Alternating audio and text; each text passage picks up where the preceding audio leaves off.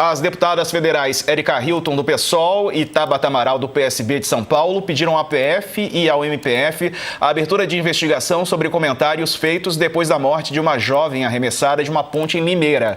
Érica Hilton pediu investigação criminal contra usuários da Rede X. Ela postou print com comentários de perfis que incitavam o estupro, a necrofilia e o vilipêndio de cadáver de Maria Eduarda. Tabata Amaral entrou com ação no MPF, também fez postagens nas redes. Ela escreveu que nem no leito de morte as mulheres têm paz. Sobre isso, vamos conversar agora com a nossa convidada, já está aqui conosco para falar sobre esse assunto, que é Margarete Pedroso, coordenadora do Comitê de Diversidade, o presidente do Programa de Combate ao Assédio da PGE de São Paulo. Doutora, boa tarde. É bem isso, né? A mulher não tem paz nem no momento da morte, no leito de morte. Boa noite a todas e todos que nos assistem. Pois nem no leito de morte. As mulheres têm sofrido, né, violências de todos os modos, e os números de todas das estatísticas dos principais institutos de pesquisa que temos têm demonstrado que esses números de violência contra as mulheres em todos os níveis e que atingem a todas e todas indiscriminadamente só têm aumentado. E certamente esse aumento se deve ao discurso de ódio e à normalização da violência. E eu acho que esse fato simbolizou muito bem isso, né? O quanto as redes sociais têm sido usadas como instrumentos para este discurso de ódio que se reflete na sociedade e que, por sua vez, se materializa na violência contra as mulheres, que cada vez aumenta mais no nosso país. Chocante, né, Dani? Eu fiquei mais do que revoltada com as postagens, né, insinuando inclusive necrofilia, ou seja, né, vilipêndio de cadáver e prática de sexo com a menina morta. Ela tinha 21 anos, né? Jovens que se dão aí o direito de falar o que bem entenderem na internet, de novo achando que isso é liberdade de expressão ou terra sem lei. Não é. Você que vai lá e endossa críticas a um projeto que pune a misoginia, parabéns, é com esse tipo de conduta que você está coadunando. Eu quero parabenizar, saudar a convidada pelo trabalho feito, me somar às mulheres, milhares, milhões de mulheres que porventura tenham ficado enojadas, porque é o que merece: asco, nojo, repúdio profundo e cadeia para quem profere esse tipo de ideal, Sarza. Qual que é a punição, doutora, possível para esses casos?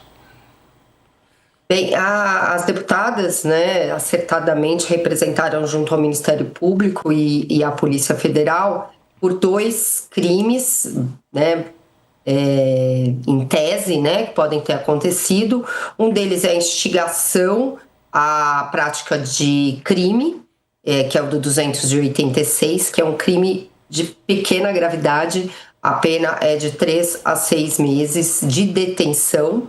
E o outro é o do 212, que é o vilipêndio a cadáver, vilipêndio, desrespeito, enfim, né? O tipo penal narra várias coisas aí que podem se encaixar, e que também é um crime de pequeníssima gravidade, que é apenado com detenção de 1 a 3 anos. Ou seja, né, são crimes de pequena gravidade, mas que certamente, aí eu trago já a reflexão aqui, né, não simbolizam a gravidade dessas condutas, né? Porque quando a gente fala em crime praticado pela internet, em crimes praticados nas redes sociais, nós temos aí uma gravidade que ultrapassa o limite da própria vítima.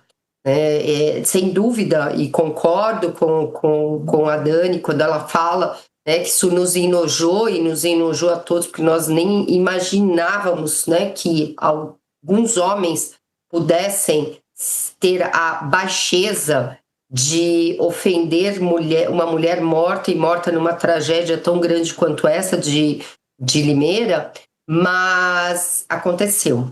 Só que, para além da ofensa a essa vítima, a essa mulher morta que foi ofendida, né, da sua dignidade ali, né, que não foi respeitada, nós temos um discurso que atinge toda uma sociedade, cuja gravidade não é medida por um crime que é apenado com uma detenção de 1 mês.